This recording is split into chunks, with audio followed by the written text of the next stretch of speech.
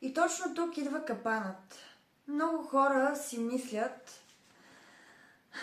трябва да се мотивирам, трябва да се насиля и ще стане. Но искам да ти кажа, че това не работи. Защото проблемът реално не е в действията, а проблемът е в това, което стои зад тях. И сега искам да направиш нещо. Помисли за промяна, която отлагаш.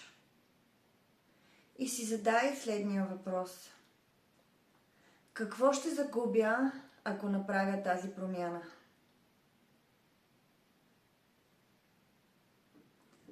Може би сигурност, хора, стара версия на себе си?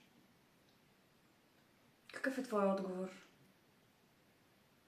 И сега нека те попитам още нещо. Кое е по-болезнено за теб? Да направиш тази промяна сега? Или да останеш същата още една година?